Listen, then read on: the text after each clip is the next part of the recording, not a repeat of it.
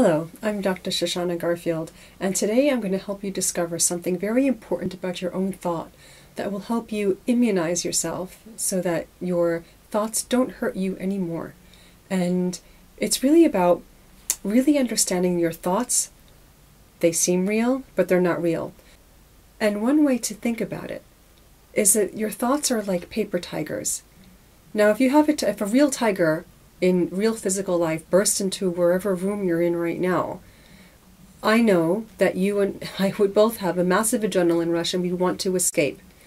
And the thing is, not all tigers are dangerous. For instance,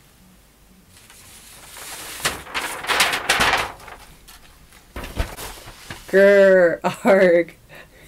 This is my best attempt at doing a tiger for you. I'm sure you'll agree that this one has absolutely no power to hurt you, even though it clearly has some very sharp teeth in there. And even though it's kind of growling and making noises that are kind of threatening, your thoughts are pretty much the same way, that no matter how threatening your thoughts get, they have no more power than a drawn tiger, especially a poorly drawn tiger like I have here. That even when you're watching a horror movie in your own mind, it's only a paper tiger. Even when the horror movie seems very compelling, it's still just your thought. It's still just a paper tiger. It can't hurt you. It really can't. Not even if you think it can, it still can't. That's the nature of thought.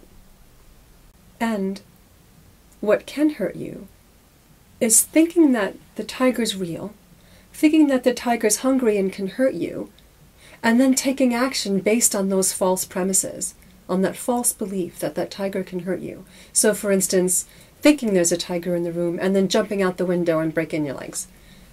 That's a bit more dangerous. But when you recognize your thoughts are every time just as harmless as a paper tiger, there's no danger. Now, some people have asked me, well, what about a really horrible day where, car crash, house burnt down, illness, and that sort of thing? Aren't those like real problems? Those are real problems, and we have real things to think about. Well, certainly those things are life-changing in many ways, but there's nothing inherent in them that means they have to be harmful. Nothing. Nothing at all. They're stressful. If those things happened to me, I'm sure I'd be crying for a while. But I'd be crying within the context of knowing that I'm well, that things are already okay, and that the grief and sorrow I feel is a natural process, and that's fine. It's okay for me to feel sad and still have a sense of being okay. It's when I think that I'm not okay, that I get lost in my thought, and I think that those tigers with teeth are real tigers instead of ones that I've made up. That's when things start getting dangerous. Another metaphor, I think it was one of the Pransky brothers that came up with this, is if you make a kind of scary face in a mirror, and then you get scared about the scary face in the mirror and you forget that you made the scary face. It's the same idea, that you're making the thought, you're creating the thought that you're scared of.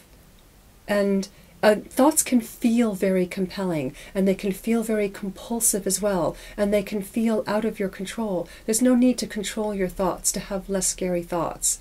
The thing is to recognize that they're just paper tigers, just faces in the mirror. There's no harm possible. You're already fine.